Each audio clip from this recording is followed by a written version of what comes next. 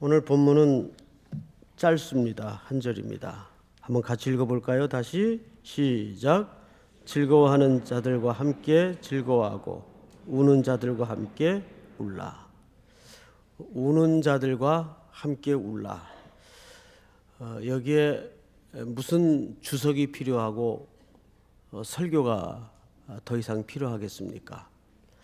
어제 오후에 라디오를 듣는데 무슨 노래가 흘러나와요. 가만히 들어보니까 어린 왕자라고 별명을 가진 이승환이라는 가수가 평소 그의 곡과는 좀 다른 느낌의 곡을 불러요. 유심히 들어보니까 제목이 가만히 있으라는 제목입니다. 그 가사를 한번 찾아봤어요. 제가 듣고 나서 이런 노래입니다.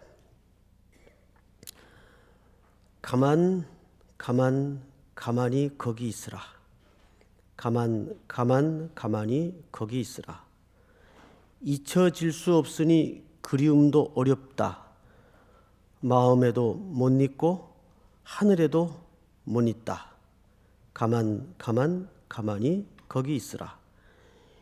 잊으라고만 묻으라고만 그냥 가만히 있으라고만. 잊으라고만 묻으라고만 그냥 가만히 있으라고만. 이렇게 후반부가 끝나는 노래인데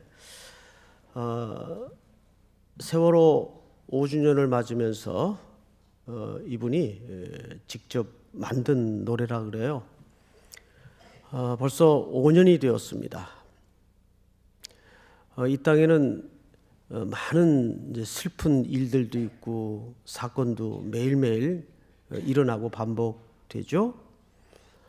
그런데 오늘 예수님은 우는 자들과 함께 울라. 우는 자들과 함께 울라. 여러분, 이 말씀은 어느 맥락에서 한 이야기인가를 좀 염두에 두고 묵상할 필요가 있습니다. 1장서부터 11장까지는 아시는 것처럼 로마서의 가장 중요한 뼈대가 되는 교리가 설명되어져 있습니다. 그리고 12장 들어와서 이렇게 시작이 됩니다. 그러므로 형제들아, 내가 하나님의 모든 자비하심으로 너희를 권하노니 너희 몸을 하나님이 기뻐하시는 거룩한 산 제물로 드리라. 이는 너희가 드릴 영적 예배니라. 오늘 우는 자들과 함께 울라는 이 명령이 영적 예배라는 맥락에 얹어져 있다는 것을 잊어서는 안 됩니다. 과연 우리가 매일 드리는 예배의 의미, 과연 어떤 의미가 있을까요? 그 중에 우는 자들과 함께 울라. 이 로마서를 사도 바울이 쓸 당시에는 많은 기독교인들이 제국의 통치 아래 신음하던 때입니다. 그래서 슬퍼하는 자들을 위해서 같이 울어줄 수 있는 그런 자유로운 시대가 아니었어요. 같이 울어주는 것조차 위험하고 매우 어떤 결단이 필요했던 시대였습니다. 그런 맥락에서 우는 자들과 함께 울라는 명령을 하고 있는 거죠. 제가 2년 전 편지를 하나 받았는데 손글씨로 쓴 석장에 걸친 편지입니다. 한번 낮예배 시간에 읽어드렸던 기억이 있는데 오늘 이 내용과 조금 맞물린 내용이 있어서 다시 들고 나왔습니다. 노란 봉투에다가 어느 어머니가 제게 보낸 편지입니다. 목사님 안녕하세요. 저는 세월호 희생자 단원고 2학년 5반 창현이 엄마입니다. 지난 11일 화요일, 그러니까 2년 전 이야기입니다. 3.1교회에서 있었던 고난주간 세월호를 기억하는 그리스도인 음악회가 저희 세월호 유가족에게 준 감동이 적지 않았습니다. 그래서 감사의 인사를 드리려고요. 추수하는 날의 얼음 냉수 같았다고 할까요? 아니, 그 이상이었던 것 같습니다. 3년 가뭄 끝에 찾아온 단비 같았다고 하는 게 더 맞을 것 같습니다.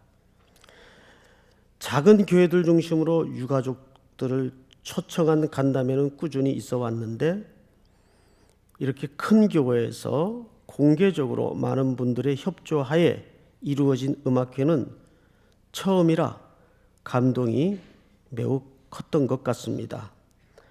세월호 행사를 교회에서 공개적으로 하는 것에 대한 비난이 컸던 것으로 알고 있었는데, 그럼에도 불구하고 음악회를 잘 마칠 수 있도록 도와주신 성도님들과 교육자님들, 목사님 진심으로 감사를 드립니다.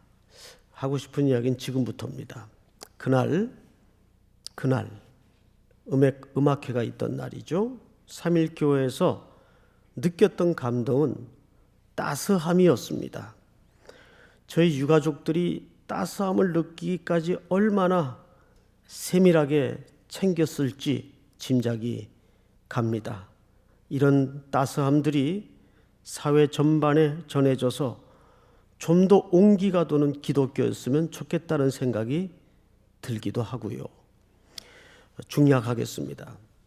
더 많은 내용들이 담아져 있지만 제가 이거를 2년 만에 다시 읽는 이유가 있습니다. 우는 자들과 함께 울라. 여기에 우리가 묵상하기에는 기독교가 그동안 너무 복음적 온기를 잃어버리고 있었다라는 반성과 성찰 때문입니다. 우리 주변을 조금만 돌아보면 잘 들리지 않는 너무나 큰 소리들이 많습니다.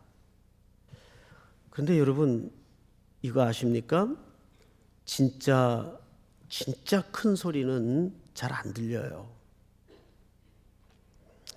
예를 들면 이 지구가 돌아가는 소리가 얼마나 큰지 아세요? 근데 잘 안 들리죠.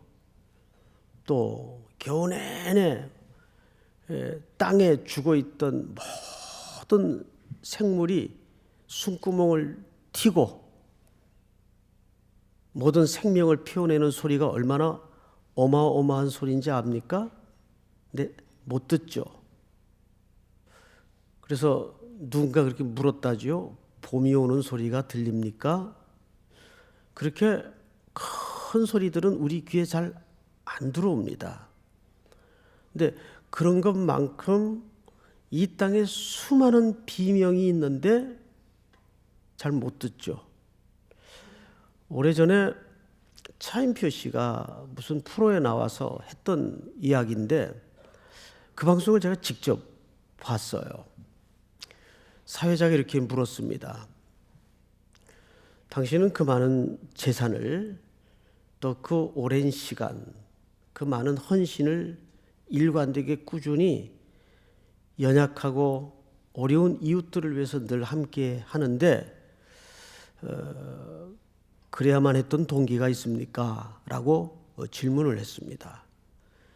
그래서 차인표 씨가 자기 어릴 적 기억을 얘기하면서 제가 지금 하고 있는 이 일은 조그만 몸짓에 불과하고 큰 일은 아닙니다 하면서 그 어릴 적 기억 속에 제가 형인지 동생인지는 지금 정확히 기억이 없는데 약간 친형제와 어두컴컴한 땅 위로 조그맣게 난 창문이 달린 지하에서 놀다가 그 동생인지 형인지 갇힌 거예요. 문이 고장이 나버려서. 자기는 밖에 있고 이제 어린애가 얼마나 무서웠겠어요. 안에서는 울고불고 난리가 났는데 뭐 한두 살 차이인 자기도 어리니까 어떻게 할 수가 없는 거죠. 그때 그 무서워서 비명을 지르고 울고 있는 형제를 위해서 자기가 할 수 있는 일이 같이 울면서 비명을 지르는 일 외에는 아무것도 할 게 없다라는 거예요. 그래서 그거라도 해야 되겠다 하고 옆에서 울면서 소리를 치고 도와주세요, 살려주세요. 여기 사람이 갇혔어요. 그래서 동네 사람들이 달려와서 깜짝 놀래 그 아이를 구해준 그 기억. 그 기억이 살면서 굉장히 강렬했다는 거죠. 그래서 자기가 평생 그렇게 약자들을 위해서, 짓눌린 자들을 위해서 자기가 지금 하고 있는 이 조그마한 몸짓은 그냥 같이 울어주고 같이 비명을 질러주는 조그마한 행위 외에는 아무것도 아니라는 그 겸손한 고백을 들었던 기억이 있습니다. 그렇습니다, 여러분. 하나님이 우리에게 무슨 위대하고 대단한 걸 요구하는 게 아니죠. 근데 우리는 사랑을 하기에는 너무 서툴러요. 어떻게 하는지도 잘 모르겠고 무엇을 해야 될지도 잘 모르겠고. 그래서 이 한 주간만이라도 우리가 어제 좁은 문으로 들어가라는 주제로 말씀을 들었죠. 문에 관한 문제가 아니라 그랬어요. 우리가 문을 넓게 할 수도 없고 좁게 할 수도 없지만 이것은 그 좁은 문을 향하는 길에 관한 싸움이라고 말씀을 드렸습니다. 그 길은 좁고 협착해서 찾는 이가 적다고 했어요. 그러니까 사랑도 그런 것 같아요. 사랑도 부단히 애쓰고 연습하고 노력하지 않으면 우리는 생리적으로 사랑이 터져나오는 그렇게 썩 괜찮은 존재들이 절대 아닙니다. 마가복음 3장 1절에 보면 예수님께서 이런 말씀을 하셨어요. 자기가 원하는 자들을 부르사 12를 택하시고 제자들을 부른 근거와 단서와 조건을 보니까 미래를 전망하면서 누구는 어디에 필요하고 누구는 여기에 필요하고 자격과 조건과 무엇이 구비돼서 부른 사람들이 아니에요. 그냥 예수님이 원했던 사람들이에요. 조건이, 자격이. 제가 어느 글을 읽다 보니까 재밌는 글이 하나 있어요.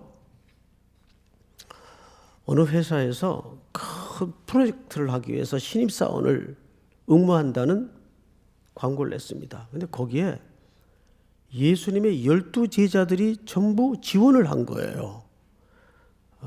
픽션입니다. 네. 그래서 이제 인사부장이 한 사람 한 사람 파일을 만들어가면서 검토를 했겠죠. 결과 이런 아주 그 비참한 결과가 나왔습니다. 개념 없음, 이해력 부족, 부적응자, 관리 능력 전무. 예를 들면 시몬 베드로 다혈질 조급증 정서불안, 안드레 리더십 부재, 도마 의식병 환자, 마태 이거는 사회적 편견에 의해서 세리 절대 안 되죠. 야고보와 요한 너무 정치적 야망이 큼. 근데 그 중에 딱 한 명이 사장님에게 천거가 됐어요. 유다. 판단력 빠르고 계산 잘하고 지혜롭고 세상의 시각과 세상의 판단은 그게 맞아요.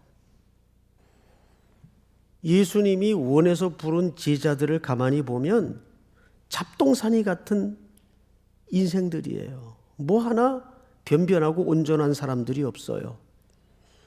그런 제자들을 고르고 뽑아서 주님이 우리 오늘 찬양대 귀한 찬양을 참 같이 올려드렸는데 사랑을 보이시고 사랑을 가르치고 온몸으로 보여주셔서 십자가에 죽기까지 사랑을 실천하셨어요. 그 사랑을 입고도 우리는 사랑의 문맹 같은 삶을 여전히 살아가고 있다는 거죠. 그래서 오늘은 하루에 한 가지씩만이라도 실천하는 의미에서 내 주변에 정말 꼭 위로가 필요한 사람, 가슴 한켠에 홍수처럼 눈물을 쓸어내리며 슬픔에 잠겨 있는 사람, 이런 사람들에게 무슨 돈을 갖다 주라는 게 아니라 따뜻한 위로의 한마디, 또 방문을 통해서라도, 또 문자를 통해서라도, 힘들겠지만, 어색하겠지만, 여러분, 신앙에는 일필휘지라는 게 없어요. 일필휘지라는 말은 저는 아주 한자를 싫어하는데 그 상처가 있어요. 중학교 때 한자 시간에 선생님한테 뒤지게 한번 맞은 적이 있어가지고 떠든다고 불려나갔다가, 그때는 참 선생님들이 왜 이렇게 때렸는지 모르겠어요.